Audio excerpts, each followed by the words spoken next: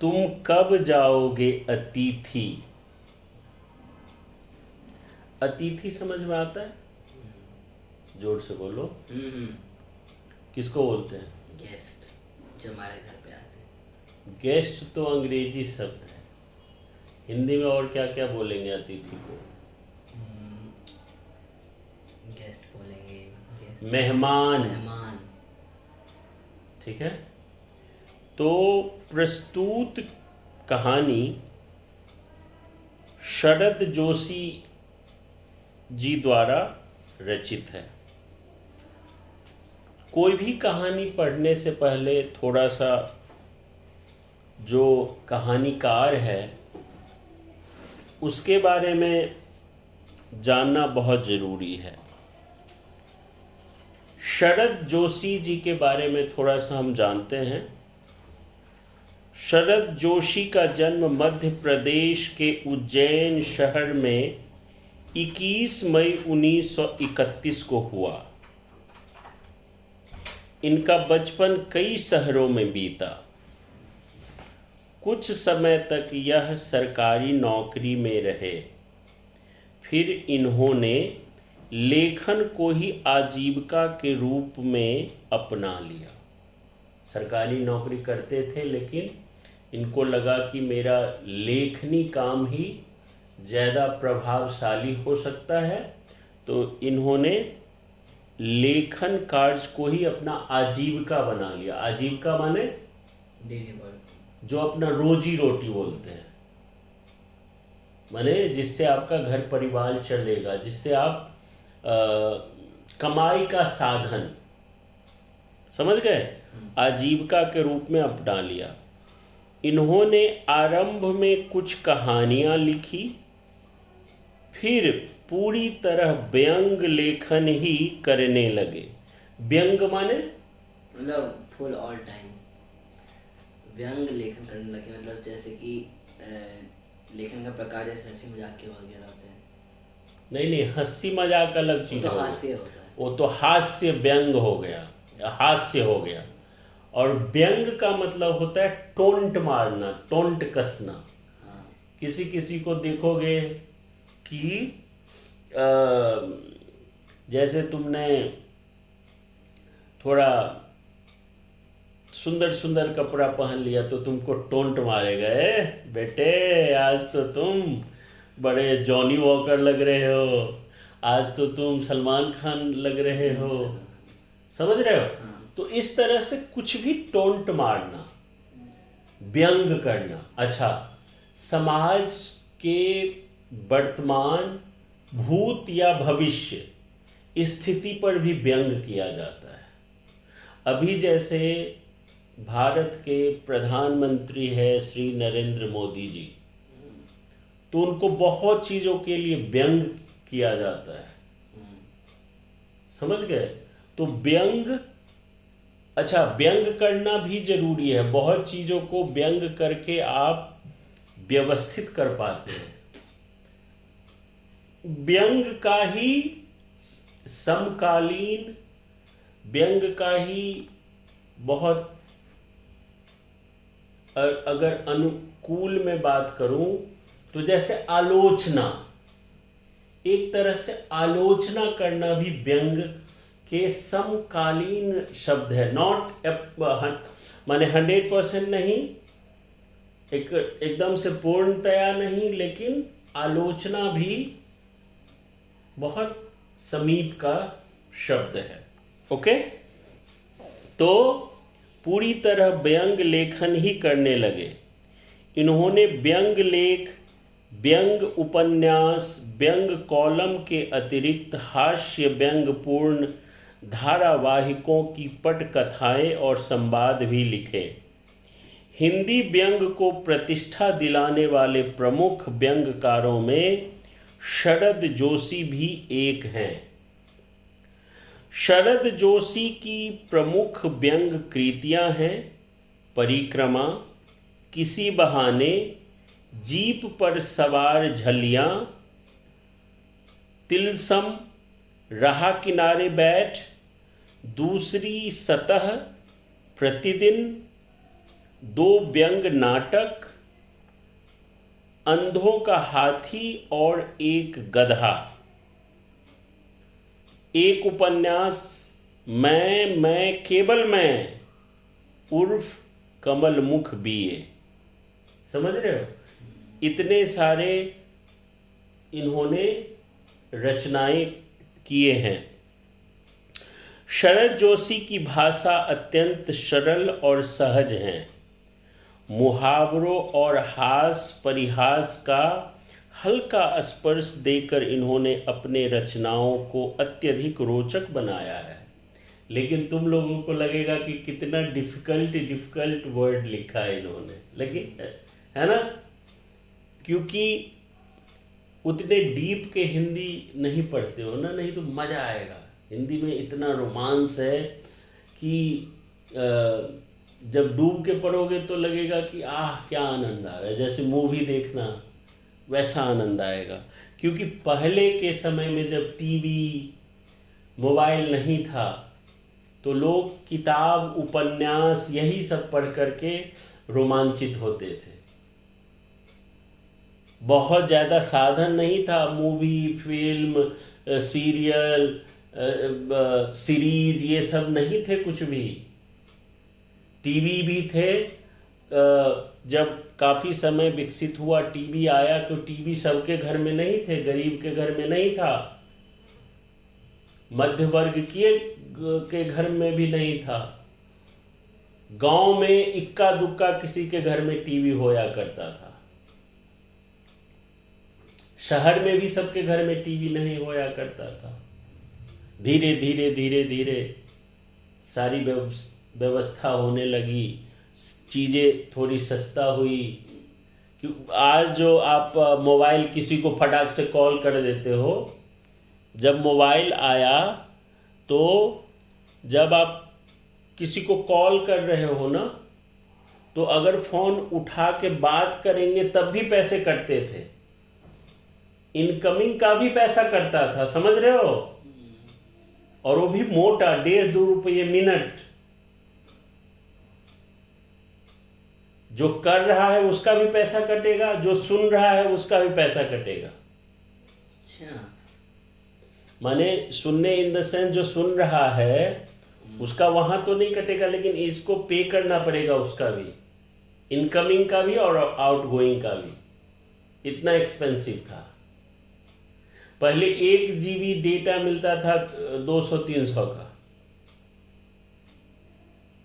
समझ रहे हो? तो ये सारी बदलाव, ये सारी परिवर्तन आते हैं, तभी आज संसाधन बहुत हो गया है। शरद जोशी की भाषा अत्यंत सरल और सहज है। मुहावरों और हास परिहास का हल्का स्पर्श देकर इन्होंने अपनी रचनाओं को अत्यधिक रोचक बनाया है। धर्म, अध्यात्म, राजनीति, सामाजिक जीवन, व्यक्तिगत आचरण, कुछ भी शरद जोशी की पैनी नज़र से बच नहीं सका है। इन्होंने अपनी व्यंग रचनाओं में समाज में पाई जाने वाली सभी विसंगतियों का बेबाक चित्रण किया है। विसंगति माने बुराई।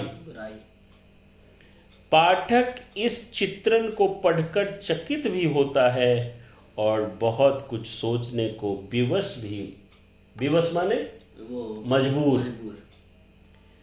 प्रस्तुत पाठ तुम कब जाओगे अतिथि में शरद जोशी ने ऐसे व्यक्तियों की खबर ली है जो अपने किसी परिचित या रिश्तेदार के घर बिना कोई पूर्व सूचना दिए चले जाते हैं और फिर जाने का नाम ही नहीं लेते।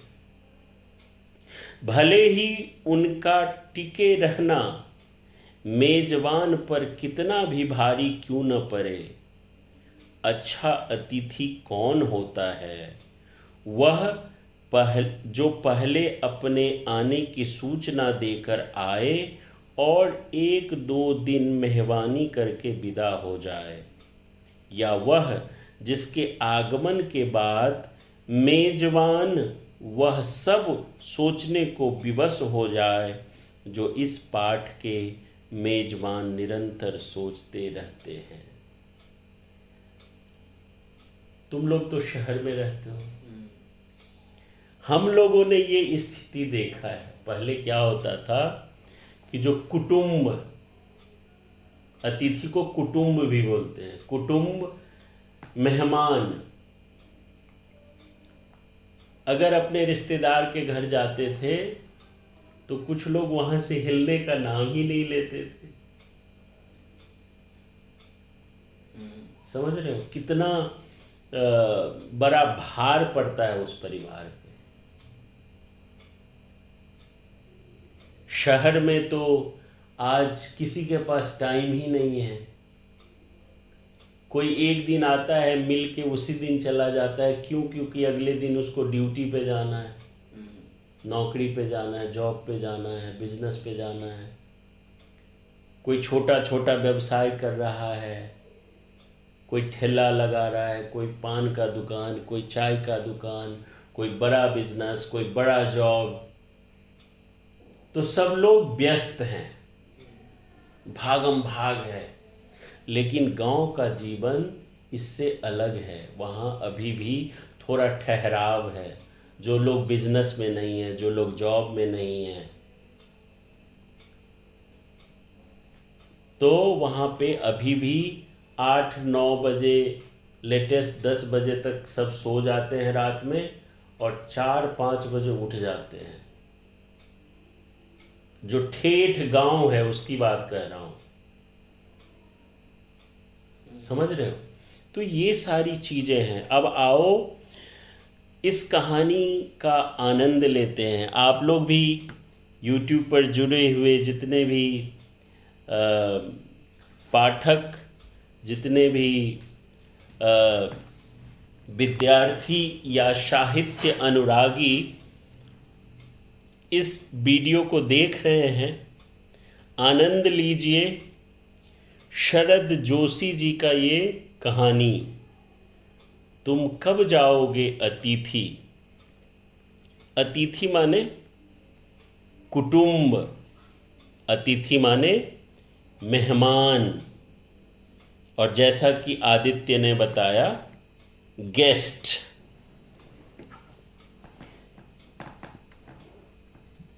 आज तुम्हारे आगमन के चतुर्थ दिवस पर यह प्रश्न बार बार मन में घुमर रहा है, तुम कब जाओगे अतिथि।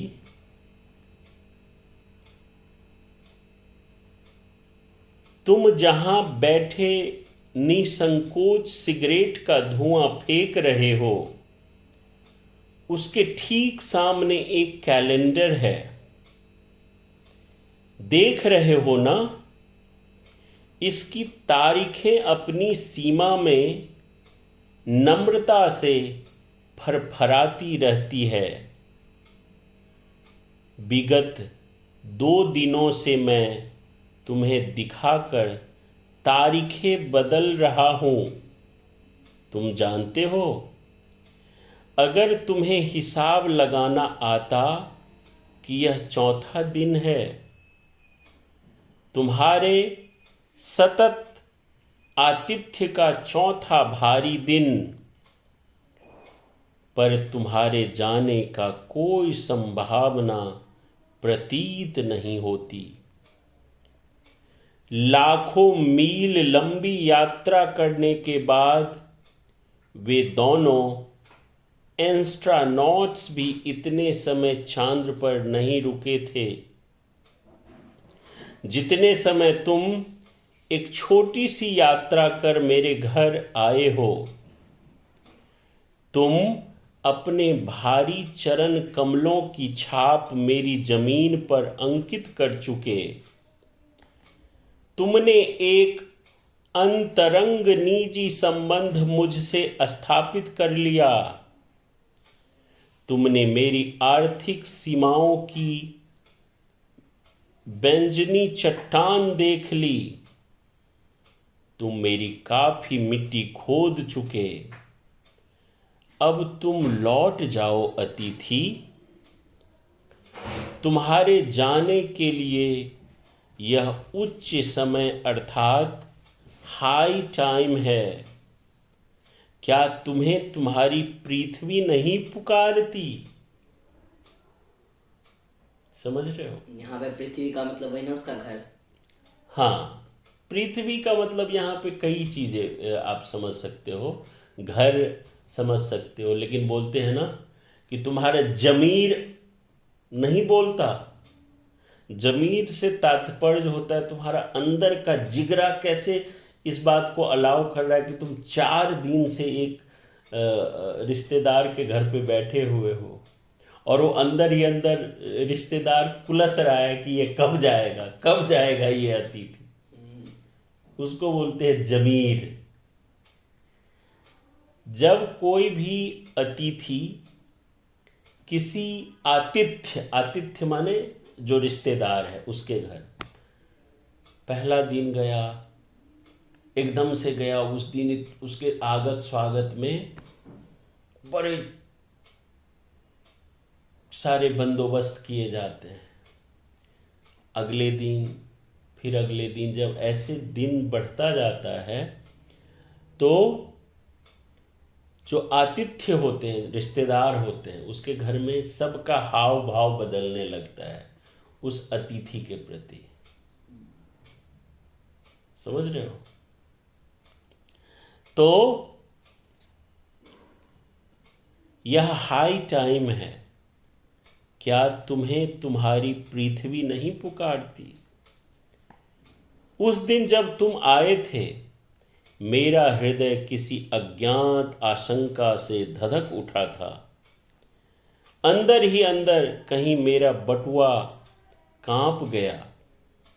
उसके बावजूद एक स्नेह भीगी मुस्कुराहट के साथ मैं तुमसे गले मिला था और मेरी पत्नी ने तुम्हें सादर नमस्ते की थी। तुम्हारे सम्मान में तो अतिथि हमने रात के भोजन को एकाएक उच्च मध्य वर्ग के डिनर में बदल दिया था।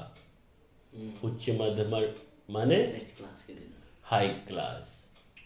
अब मान लो किसी गरीब के घर में कोई अतिथि जाते हैं, गरीब क्या बोलोगे, लेकिन ठीक है, आर्थिक रूप से तंग लोग हैं, कम कमाते हैं, तो गेस्ट जब जाते हैं, अतिथि जाते हैं उनके घर, तो वो भी चाहता है मैं अपने कुटुंब को, अपने मेहमान को अच्छे से अच्छे भोजन कराऊं। भले उसको कर्जा लेना पड़े, भले उधार लेना पड़े, लेकिन फिर भी चाहता है वो अपने मेहमान को अच्छे से आगत स्वागत करे। ठीक है? तो हमने रात के भोजन को एकाएक उच्च मध्यम वर्ग के डिनर में बदल दिया था। तुम्हें स्मरण होगा कि 2 सब्जियों और रायतों के अलावा हमने मीठा भी बनाया था। इस सारे उत्साह और लगन के मूल में एक आशा थी। आशा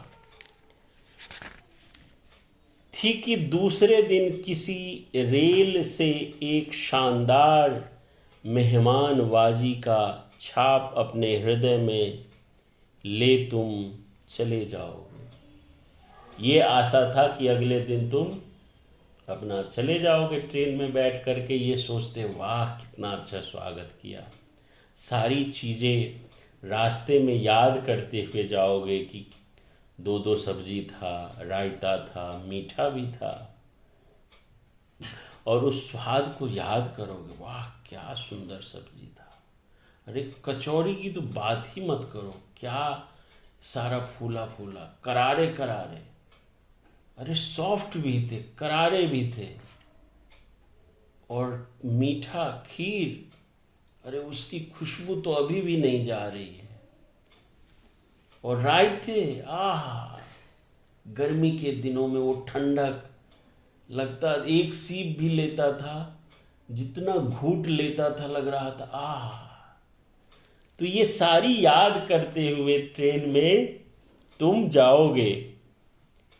हम तुमसे रुकने के लिए आग्रह करेंगे मगर तुम नहीं मानोगे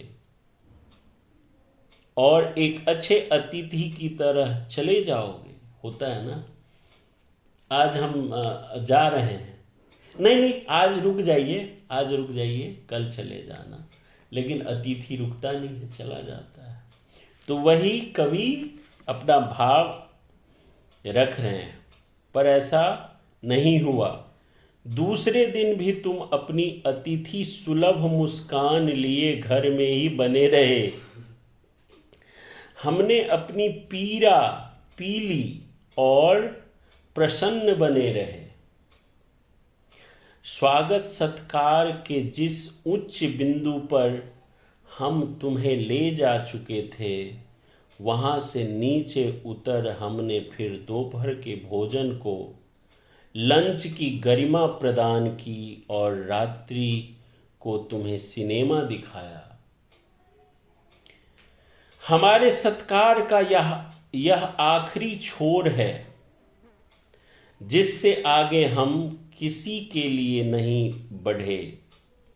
इसके तुरंत बाद भावभीनी विदाई का वह भीगा हुआ क्षण आ जाना चाहिए था, जब तुम विदा होते और हम तुम्हें स्टेशन तक छोड़ने जाते, पर तुमने ऐसा नहीं किया। दूसरे दिन की सुबह तुमने मुझसे कहा, मैं धोबी को कपड़े देना चाहता हूं। यह आघात अप्रत्याशित था और इसकी चोट मार्मिक थी। तुम्हारे सामीप्य की वेला एकाएक यूं रबर की तरह खिंच जाएगी, इसका मुझे अनुमान न था।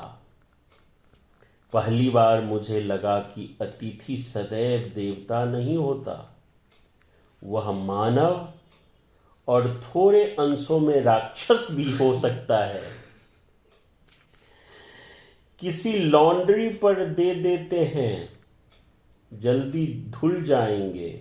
मैंने कहा, मन ही मन एक विश्वास पल रहा था कि तुम्हें जल्दी जाना है। कहाँ है लॉन्ड्री? चलो चलते हैं, मैंने कहा और अपनी सहज बनियान पर औपचारिकता कुर्ता डालने लगा। कहाँ जा रहे हैं? पत्नी ने पूछा। इसके कपड़े लॉन्ड्री पर देने हैं, मैंने कहा। मेरी पत्नी की आंखें एकाएक बड़ी हो गई। आज से कुछ बरस पूर्व उनकी ऐसी आंखें देख मैंने अपने अकेलेपन की यात्रा प्राप्त कर बिस्तर खोल दिया था, पर अब जब वे ही आंखें बड़ी होती है तो मन छोटा होने लगता है। वे इस आशंका और भय से बरी हुई थी कि अतिथि अधिक दिनों ठहरेगा, और आशंका निर्मूल नहीं था। अतिथि, तुम जा नहीं रहे? लॉन्ड्री पर दिए कपड़े धुलकर आ गए और तुम यहीं हो। तुम्हारे भरकम शरीर से सलबटे परी चादर बदली जा चुकी और तुम यहीं हो। तुम्हें देखकर फूट पड़ने वाली मुस्कुराहट धीरे धीरे फीकी पड़कर अब लुप्त हो गई है। ठहाकों के रंगीन गुब्बारे जो कल तक इस कमरे के आकाश उड़ते थे, अब दिखाई नहीं पड़ते। बातचीत की उछलती हुई गेंद चर्चा के क्षेत्र में सभी कोन लो के टप्पे खाकर फिर सेंटर में आकर चुप पड़ी है। अब इसे न तुम हिला रहे हो न मैं। कल से मैं उपन्यास पढ़ रहा हूं और तुम फिल्मी पत्रिका के पन्ने पलट रहे हो। शब्दों का लेन देन मिट गया और चर्चा के विषय चूक गए। परिवार, बच्चे, नौकरी, फिल्म, राजनीति, रिश्तेदारी, तबादले, पुराने दोस्त, परिवार नियोजन, महंगाई, साहित्य, ये सारी बातें समझ में आ रही है। जो इन्होंने टॉपिक पे बात की थी, इन सभी परिवार पे बात कर लिया, बच्चे क्या कर रहे हैं, नौकरी कैसी चल रही है, कहाँ कर रहे थे, क्यों छोड़ दिया, फिल्म, राजनीति, रिश्तेदारी, तबादले समझते हो? तबादले माने ट्रांसफर, जॉब ट्रांसफर। अच्छा, तबादले। पुराने दोस्त, परिवार नियोजन समझते हो? हाँ भाई, परिवार कैसा चल रहा है, मतलब परिवार में सब ठीक है? नहीं, तो परिवार नियोजन पहले क्या होता था ना कि एक परिवार में 4-4, 5-5, 6-6 बच्चे होते थे। अच्छा। तो जब इंदिरा गांधी जी प्रधानमंत्री थे तो एक वो बनाया था, नियम बनाया था कि जिसके 2 से ज़्यादा बच्चे हो गए हैं उसको नसबंदी करा देते थे डॉक्टर के पास। मतलब 2 से ज़्यादा बच्चा ही नहीं हो सकता। अच्छा। तो उसका नाम है परिवार नियोजन। ठीक है, इसके लिए और पढ़ना और डिटेल में समझ में आएगा। तो कहाँ गया परिवार नियोजन? नौकरी। हाँ, तबादले, पुराने दोस्त, परिवार नियोजन, महंगाई, साहित्य और यहाँ तक कि आंख मार मार कर हमने पुरानी प्रेमिकाओं का भी जिक्र कर लिया। और अब एक चुप्पी है। सौहार्द अब स्नेह स्नेह बोरियत में रूपांतरित हो रहा है। स्नेह स्नेह का मतलब पल पल, धीरे धीरे, पल पल नहीं, धीरे धीरे। समझ गया? भावनाएं गालियों का स्वरूप ग्रहण कर रही है, पर तुम जा नहीं रहे। किस अदृश्य गोंद से तुम्हारा व्यक्तित्व यहां चिपक गया है? मैं इस भेद को सपरिवार नहीं समझ पा रहा हूं। बार बार यह प्रश्न उठ रहा है, तुम कब जाओगे अतिथि? कल पत्नी ने धीरे से पूछा था, कब तक टिकेंगे ये? मैंने कंधे उचका दिए। क्या कह सकता हूं? मैं तो आज खिचड़ी बना रही हूं, हल्की रहेगी। बनाओ। सत्कार की उष्मा समाप्त हो रही थी। डिनर से चले थे, खिचड़ी पर आ गए। अब भी अगर तुम अपने बिस्तर को गोलाकार रूप नहीं प्रदान करते तो हमें उपवास तक जाना होगा। तुम्हारे मेरे संबंध एक संक्रमण के दौर से गुजर रहे हैं। तुम्हारे जाने का यह चरम क्षण है। तुम जाओ ना अतिथि। तुम्हें यहां अच्छा लग रहा है ना? मैं जानता हूं दूसरों के यहां अच्छा लगता है। अगर बस चलता तो सभी लोग दूसरों के यहाँ रहते, पर ऐसा नहीं हो सकता। अपने घर की मध्यता के गीत इस कारण गाए गए हैं। होम को इसी कारण स्वीट होम कहा गया है कि लोग दूसरों के होम को की स्वीटनेस को काटने न दौड़े। तुम्हें यहाँ अच्छा लग रहा है, पर सोचो प्रिय कि शराफत की कोई चीज होती है, या गेट आउट भी एक वाक्य है जो बोला जा सकता है। अंदर ही अंदर कितना गुस्सा में होगा, कितना क्रोध में होगा। अपने खराटों से एक और रात गुंजमान करने के बाद कल जो किरण तुम्हारे बिस्तर पर आएगी वह तुम्हारे यहाँ आगमन के बाद 5वें सूर्य की परिचित किरण होगी।